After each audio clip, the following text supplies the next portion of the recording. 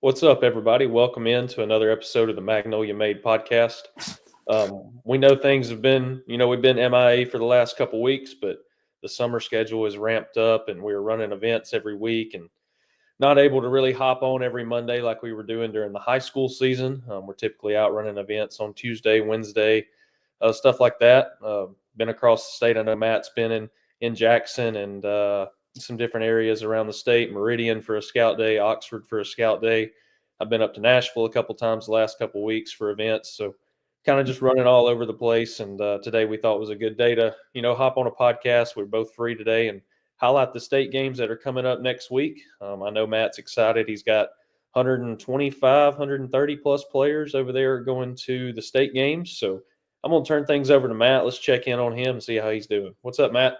Yeah, man, it's been a hectic few weeks with events, and the high school season ended, and then events starting up as soon as that happened. We actually had, I think, the Golden Spike Scout Day was right before the state championship. So as soon as the state championships were done, we started an Easley Scout Day, and the following day we had the Jackson ID, or maybe backwards. I may have it backwards, but yeah, man, we're rocking and rolling, and now we've got our biggest event of the summer coming next week. My house is completely full of boxes from all the giveaways and the swag bag that the players are going to be getting next week. So it's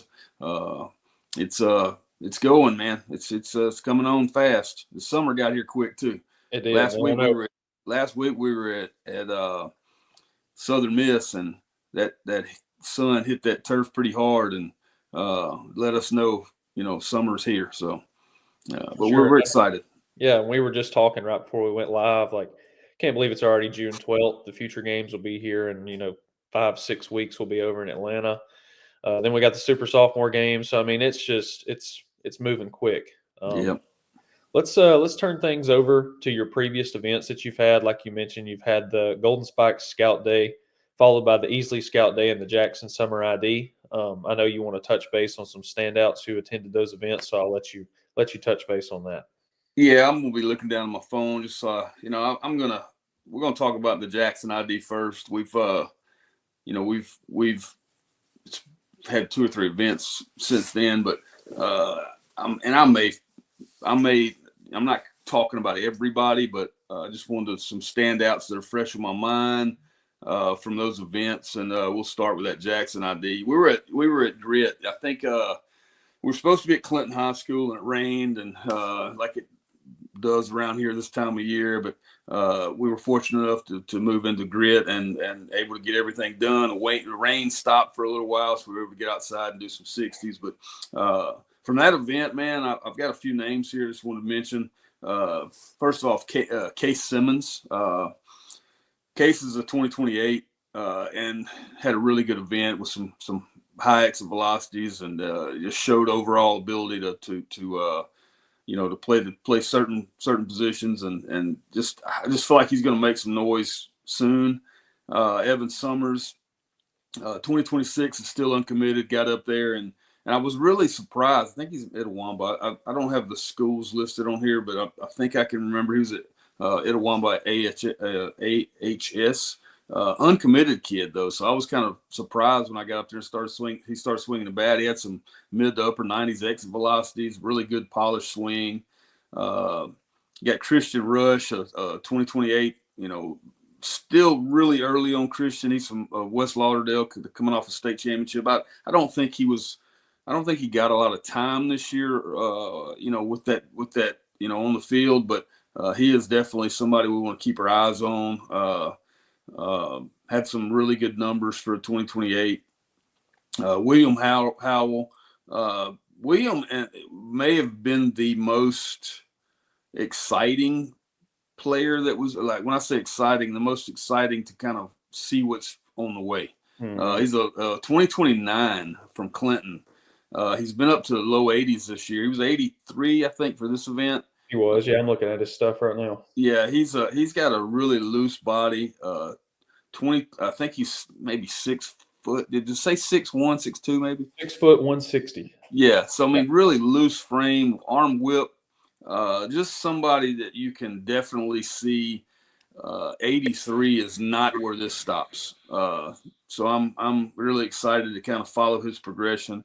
Another 2027 that was really exciting to watch was a catcher named Braxton Hartley. I think he put out a tweet on or something on Instagram about him. He can swing it, man. He's somebody that we're eyeballing a little harder now. Had really good pop time. I think it was down in the 1.9s, but just did things right.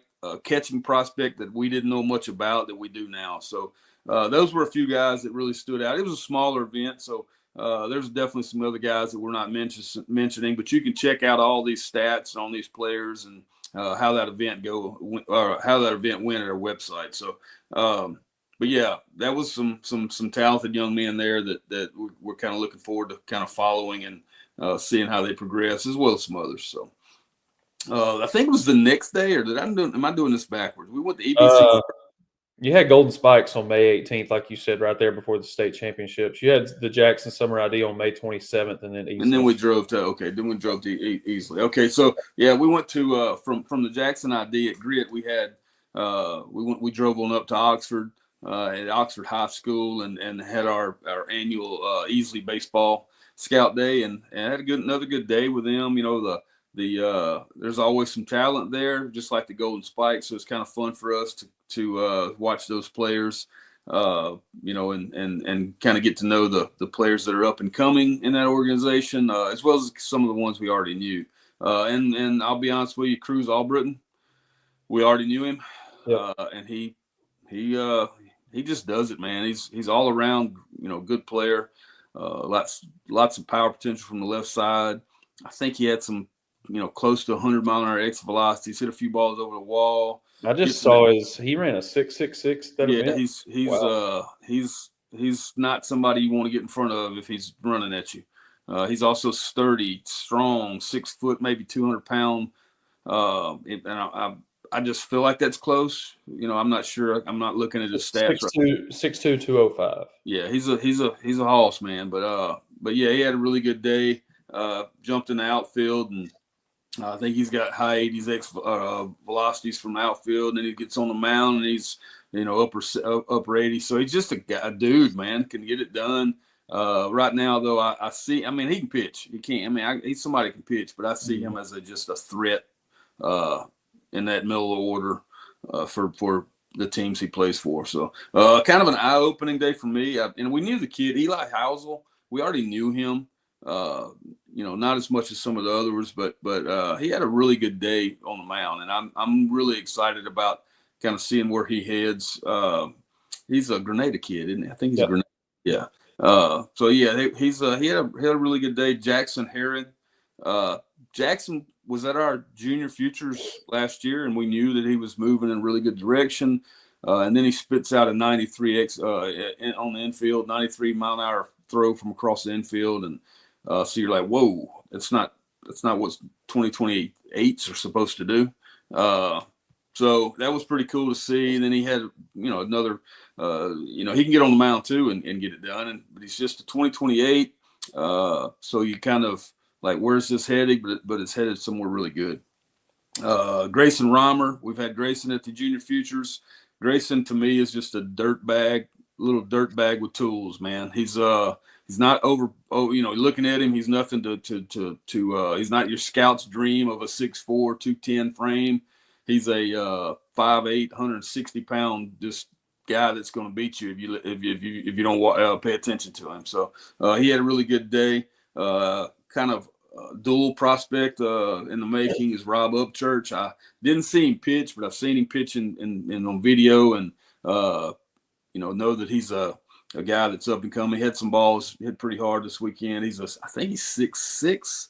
6'5", 225. Yeah, 6'5", 225. He's that body. He's one of those bodies you dream of, but had some power from the right side, and we know he can get on the mound and do it. I think he's mid to upper 80s on the mound, and somebody may have said he touched 90, but which is crazy because that's another freshman from this year. So Axton Westmoreland was there. Axton's our number 1, 2028. I've seen him. He is a dual prospect to me. From the left side on the mound, his arm works, his body's clean, or his delivery's clean. There's definitely going to be an uptick in velocity. He hasn't been a big one yet. I think he was around 78, 80 last year, and he was about 78, 80 this year, maybe 81. But that's coming. I promise you that's coming. But there's more to talk about him now as a hitter. Yeah, I think he hit over 400 for Hernando this year as a freshman first baseman. And that's at the 7A level. That's I know guys get tired of hearing me talk about the 7A level, but doing that as a freshman and hitting over 400, that's special. So and we've been a fan of his for a while. Rylan Lambert. Rylan was another 2028 freshman out of New site. He told me he said it 4 or 5 times before I understood what he was going to say. He was saying, because he had a little bit of a draw. But yeah, Rylan has some work to do on his body, but he is young and he's got some pop, mid to upper 90s exit velocities. So we'll kind of follow his progression and development, and kind of see where he heads. And then Will Butler, another Lewisburg arm, up to 88, 2027 right-hander. So yeah, there's some talent there, like always. There's definitely several kids that I'm not mentioning, but those are some that just caught my eye and maybe that I remembered kind of really, really offhand. So, then we had the Hattiesburg idea. We waited a week, came back for the Hattiesburg idea. It was a smaller event at Southern Miss. Few standouts from that event: Colton French from Ocean Springs, 2027, low 80s. But he had the look of more coming. He's not a smaller frame guy, but he still had the body, the sink of delivery has to delivery has to sync up. He's got some feel for most of his pitches. Good. I mean, for most of his secondary pitches. So we kind of excited about seeing where he is over the next calendar year. Andrew Kelly from Oak Grove. I got a chance to see Andrew, play throughout the season. He's got some work to do ahead of him as a catcher, but he has the foundation that you're looking for. He had a 197 pop with a 77 mile an hour velocity behind the plate. He had some raw power at 98. He actually hit a couple home runs this year in high school as a sophomore, but 98 mile an hour X velocity, so the power potential is there. He's kind of a lofty swing. But yeah, he's another one. And then one more guy, Manny Huffman. Manny's 2028. He's only up to 80, which is, people get more excited about the 9.0 instead of the 8.0. But when you're doing it, you're an 80 mile an hour fastball as a freshman with that frame that he had, tall, lean frame, just wiry. If you've been in this business long enough, you know that 5 to 7 is coming no matter what. You can be an idiot and still see that's coming. But the way his body worked, I have a feeling he's going to be shooting past that a little bit more. So kind of interested to see kind of how Manny takes off. But yeah, man, there's some standouts from our event, our events before the Magnolia State Games. And we're excited about several of those players and where they're headed, and hope to see them again down the road soon. For sure. Sorry, I keep leaving the screen, man. My allergies are killing me. I'm sneezing when I go off the screen, and yeah, it probably looks like I'm crying a little bit too, but I'm all good. Allergies are eating me up, man. No, you're good. All right, well, let's turn things over to the Magnolia State Games. Multi-field venue down at Freedom Ridge Park. We're gonna have two fields going for the workout and gameplay stuff, so it's exciting. I'm just going to turn it over to you. I know you're going to show some stuff with the swag bags that the players are getting, and we're going to highlight the teams before we hop off. Yeah, we've in the past we've done this we've done it at Clinton, at Mississippi College. We've done it at Southern Miss. And we just really needed a place where we could have multiple games going on at one time, just to get more people involved, because there's so many players in Mississippi that are moving in a really good position, or a really good direction to play college baseball. And that's really what this event is about. It's an invite only. And when I say invite only, we send out invites to our ranked players, and then you can also request an invite. And I've had to decline hundreds of players already this year, and it's simply because either we don't know anything about you and it was hard to find anything, or the position's full, and the positions filled up really. Some positions filled up really quick. And real quick, and we've been saying that on our podcast during the spring season for weeks. So, Yeah. I mean, I know you've mentioned, there's only X amount of catcher spots, X amount of outfield spot. I mean, I think since like week 4 of the high school season, we've been mentioning that on the podcast. What's bad is, and I'll say this, and hopefully nobody gets upset with this, but this event has become so big, and the future games has become so big that if you're this year's 2027s, it would be the main group, and we'll talk about that more. But if you're on a summer showcase program, and the summer showcase program makes you feel like you can't miss the beginning of a tournament because you're signed up for this event, we're not. Then things aren't in the grand scheme of things. The summer programs are geared towards exposure and trying to get you seen by college coaches. And if you're a high level prospect, and you feel like you possibly should be at the future games, and you don't come to this event, then it could be life changing for this event. And we've had some kids that, when I say I hate saying life changing. Baseball is not the end of the world, but it could do a lot for your career in this game moving forward. And I've had a few players that tell me they can't make this event because they have a early June event that they can't miss, or on the schedule. And if I'm a director of a program, I'm saying go to this event. We'll figure it out. We'll get you, what you need in the latter part of that tournament. But but I have had some players that I strongly feel like are going to be future game invites that can't make this, and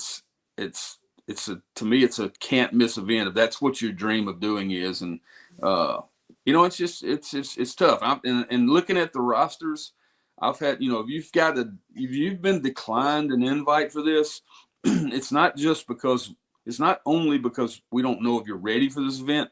We've had some guys that I felt like were going to get possible invites to the future games, been turned away and declined for this event because they waited too long, and we couldn't get them in because it was already full at certain positions. Right now, I think we don't have anything left but POs, right? I think so. Yep. If you're a pitcher only and you want to work a couple innings, we've got a spot for you. Maybe. I mean, we can figure it out and not add anybody, I think. But we do have space to add a couple of arms, or a few arms, as pitcher onlys, which you just come and pitch in your game. You don't have to be there for anything else. But it can get you seen. We've got scouts. Several colleges were coming, and we've got scout packages ready to go. And but we're excited about these rosters. Like I said earlier, we've had to move it to a multi-field location because we want to try to get more players involved, and we could probably easily, Colin, get up to 180 to 200 kids. We just said, anybody can come, but we want to make it an event that college recruiters will continue to flock to. We want to make it as competitive as possible, and it's moving in a really good direction. But yes, like we do have, when we're stepping it up every year, and I've seen the jerseys. I don't have them in my office, or I'd hold them up and show you. But the jerseys this year are cool. You're going to get 2 jerseys. It's when I say jerseys, they're T-shirts, cool T-shirts, prep baseball tops. You're going to get 2 of those, and one of these cool hats. And but we've also added a swag bag. You're going to get. I'll pull out some stuff here. Ice Black. I guess that's how you say it. Ice Black. Just clean body swipes. They're going to get twin tack bat grips. They're going to get. I know the kids love wearing these things. They're going to get bag loops for their gloves. They're going to get. Let me pull this out. I know the kids love the cooling headbands. It's just some really cool stuff they're getting from this event. There's other stuff in there. There's discounts on different things. There's bag tags from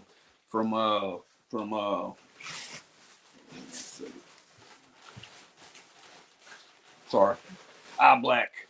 I mean, ice black, eye black. There's all kinds of goodies, man. Oh, the bag tags are from S2 Cognition. Okay. So you get every kid will get one of these tags, but they go on the backpack or the bags. But yeah, man, just some cool giveaways. I think First Farm's going to give away shaker bottles. It's just stepping it up, man. And and that's cool. It's all that's really cool. But at the end of the day, the event itself is about, hey, who are the dudes in Mississippi? Yeah. So we're excited about seeing some 2026s that are all the way down to 2029s, and I can go over a little bit more in just a second. What's that? Aren't you doing? I know we talked this morning about a MVP and an MVP. Yeah, I'm getting stuff in the mail daily. There's a backpack over here. I think it's a backpack. It's a backpack. I think. We're gonna have MVP giveaways, backpacks. I think they're getting Oakley sunglasses and a $50 Dick's Sporting Goods gift card too. So so they're stepping it up, and it'll get bigger next year. It's going to get bigger every year.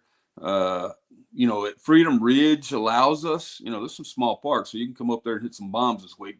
But Freedom Ridge allows us to grow even more because there's 4 fields there that we can use, and it's nice to know that we've got a place for the guys that are kind of waiting around, because sometimes the showcase can get long. The showcase portion of it, there's a place you can wait around and take some ground balls with each other, or just stay loose, and they're gonna get all the tech package that they normally get. We're gonna have visual edge. There's gonna be some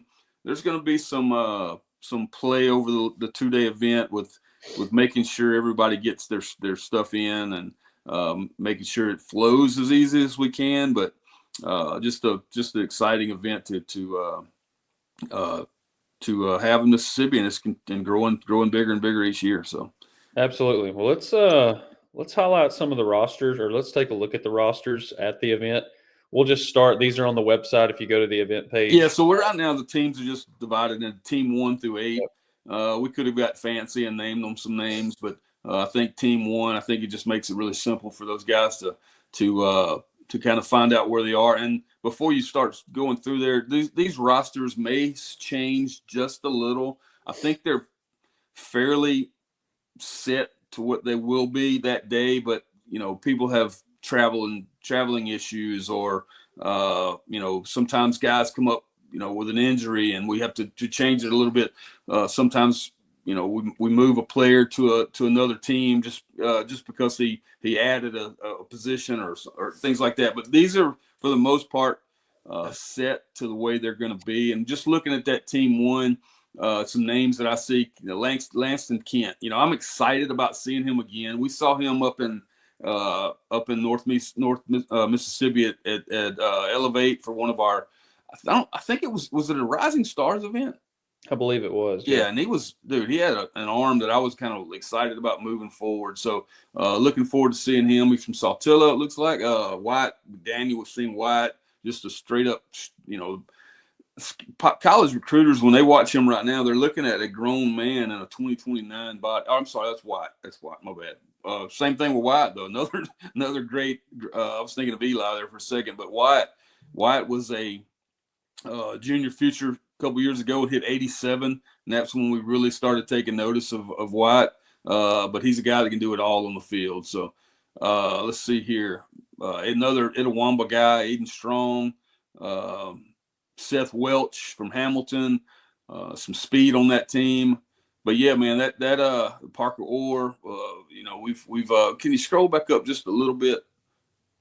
Yeah, there's Cope Burnham. Cope, I wanted to mention Cope. Cope was from Hartfield Academy, came to one of our events. And some of these guys we hadn't seen a lot of, so it's really exciting to kind of see what they've become over the last, however long it's been since we've seen them. So move on to team 2 now. Let's see who we got here.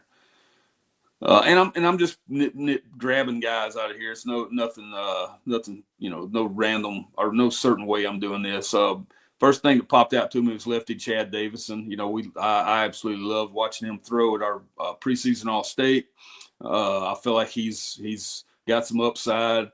frames. He's not like a big giant lefty on the way, but he's his arm works, and he's one of those guys that this looks like the typical crafty lefty. So really excited about seeing him again. As said, Jackson Harrod's there. Let's see, Jones. Oh, I see Jones Robertson. Jones has been a junior future, but he's got some major pop at the plate, man. It's exciting. I think I've seen some tweets out with him lately. I think he was at the MPI. But yeah, he's approaching 100 miles an hour exit velocity. So excited about seeing him. Xander State, I really liked him a lot at that same event that I think Langston Kent was at. Xander is Aiden's younger brother. So we're excited about seeing him. So just some talent on every team, and looking forward to seeing them all together. Aiden D'Artes, one of the top catching prospects in that 2027 class. John Merrill Moore, really big fan of him moving forward. When I know I say moving forward a lot, and what that means is just they're a couple of years away from everybody knowing their name. Brandon Overstreet, another junior future. There's quite a few junior futures on in this list, or on these teams. Brandon was a dude this year for Hernando. So I've heard he might be moving, but I'm not sure if that's the name that I heard might be moving. But anyway, let's see here. Man, I'm not leaving you hanging, dude. I'm just sneezing. I really like Brawley Tubbs. I hadn't seen Brawley since I think we had an event in Jackson last year. He's just an all-around good player from Lewisburg.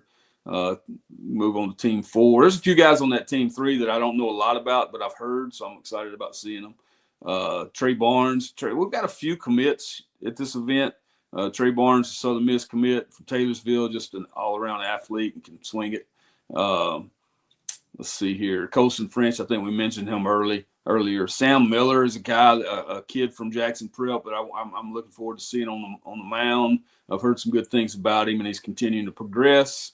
Landon Sweeney, yeah, man. Landon had that big hit in the state playoffs, and just a guy on our short list for the outfield position for the future games. And we'll see how he looks this year.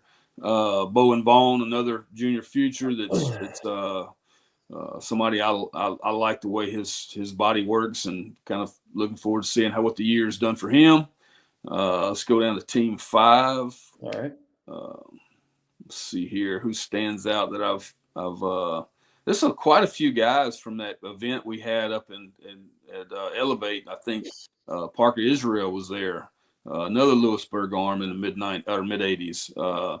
Dawson McMillan, Moorville kid. Dawson's the younger brother of Mason, who's done some events with us and was future gamer. Future game, huh? Yeah.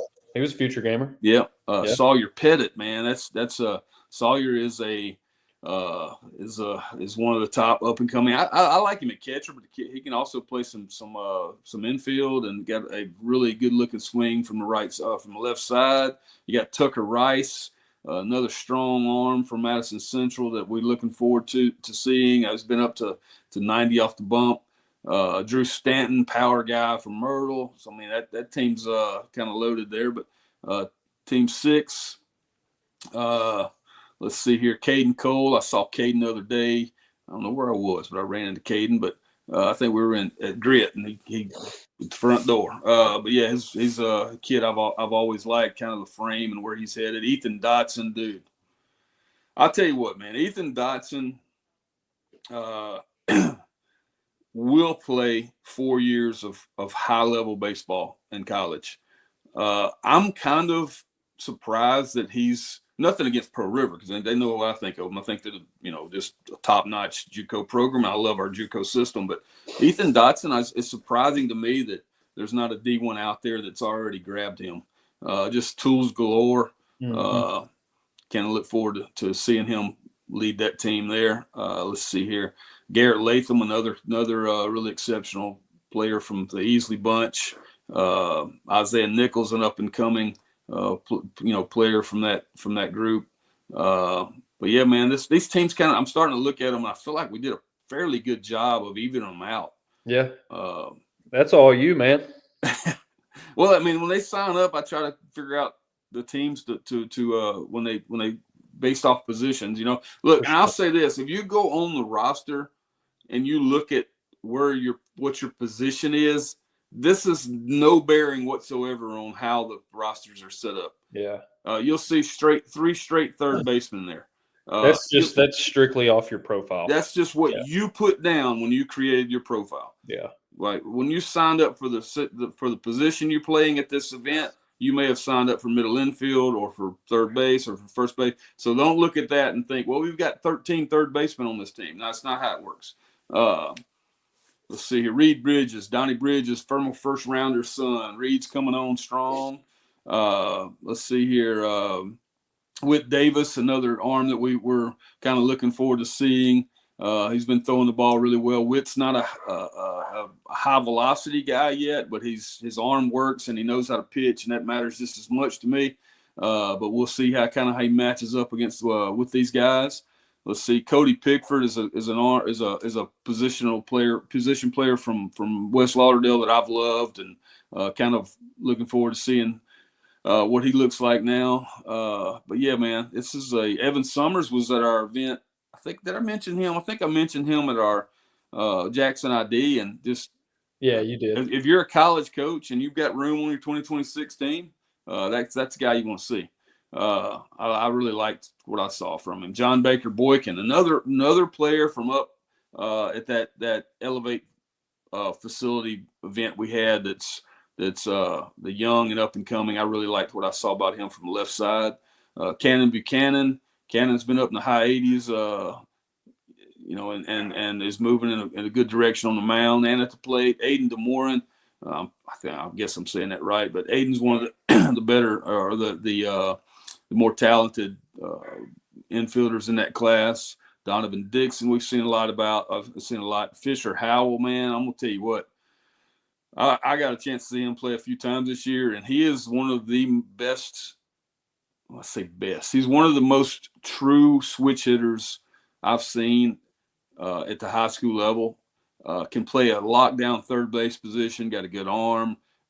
He is moving, like I've said a few times, in a really, really good direction, and really look forward to seeing him up against some of these guys. KJ Roberts, another dirtbag player, kind of like Grayson Reimer. Different skill sets, but both get it done. So I'm, it's a really, really good looking group of players headed to this event.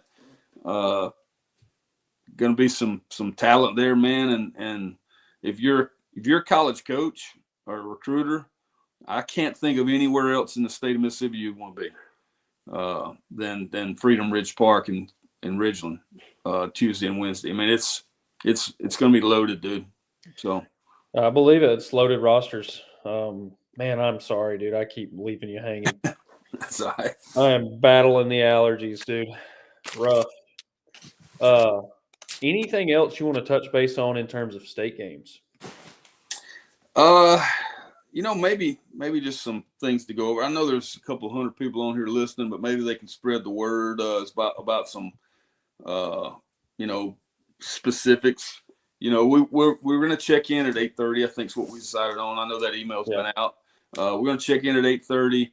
Once you go through get your tops and we'll have it all kind of figured out by the end. But you'll take your profile pic, and I would go ahead and start stretching right then because we're going to run first.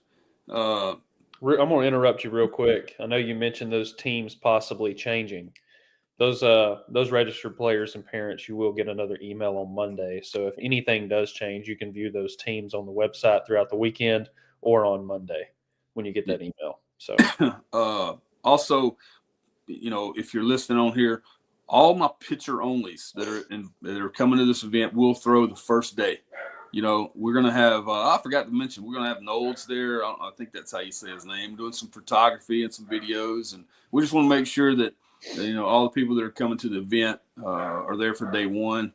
So all of our pitcher onlys, unless we've talked about it, unless we've talked off of here, you're going to throw day one, and then all my dual guys will throw day two. But I think the one thing is just it can be a long day during the showcase. We've got the first game scheduled to start at 2:00, and there'll be 2 games going on at the same time. We'll have 2 TrackMan. We'll have so we're getting all the specs, all the metrics. Just bear with us because sometimes we have technical issues. Sometimes things run a little longer than expected, but I think we've got it set up pretty good so that it can be efficient and there's not a lot of sitting around. But there is going to be a little bit of waiting around, especially on these type of events where there's over 100 players. We're going to do have it set up in stations to where we'll probably do team by team on everything. But just bear with us and we'll have a good time. But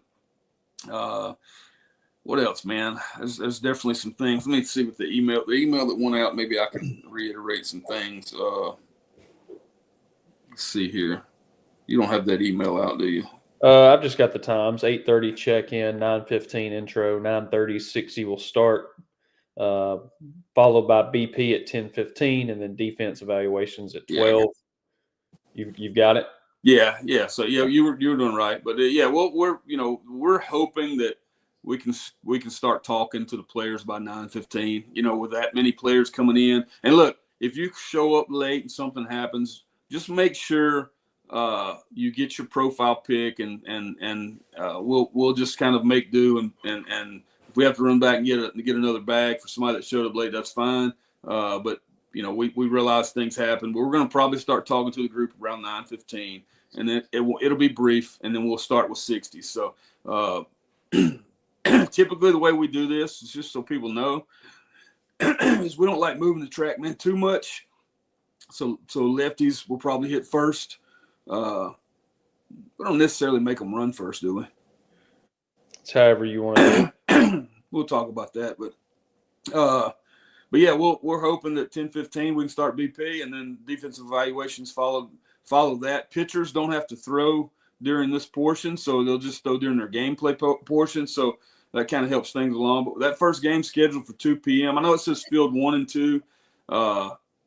Depending on sunlight and different things, we'll have it set up on 2 fields, but we'll let you know that when you get there. Let's see here. I think we're all POs, pitcher onlys. You do not have to be there for the 8:30 check-in. You just need to be there an hour before your game. Whatever game you're scheduled to throw, and you guys can all reach out to me via email or text message, and if you have any questions. But you're going to throw 2. Some guys may throw a 3rd inning if it goes really smooth and quick, but POs will throw 2 innings. We're not going to allow you to go out there and throw 30 pitches an inning either. So parents and any select coaches or showcase coaches realize that these are controlled innings. We're flip innings. We don't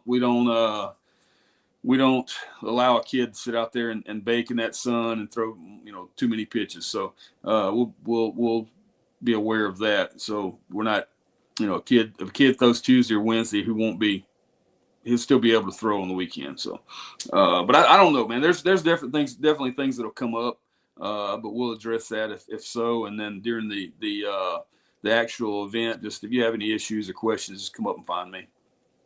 But sounds good. About it. Yeah, state games like we've mentioned coming up next Tuesday and Wednesday. We just wanted to hop on this week and kind of preview the event. Be looking out on social media for the roster drops and stuff. We'll have those coming out either tomorrow or Monday, followed by an event preview with all the event details in it. So be looking out for that stuff on our social media channels. And then obviously following the event, starting Thursday or Friday, some post-event content will start rolling out with stat leaderboards, social media posts, quick hits, stuff like that. So be on the lookout for those things. I did want to mention I had a couple things written down. One main note that I wanted to mention, JoJo and Jacob Parker were Prep Baseball Mississippi Players of the Year this year. We had our first Co-Player of the Year award that we gave out this year to Jacob and JoJo. I don't know if you know their stats off the top of your head, Matt. I can find them real quick.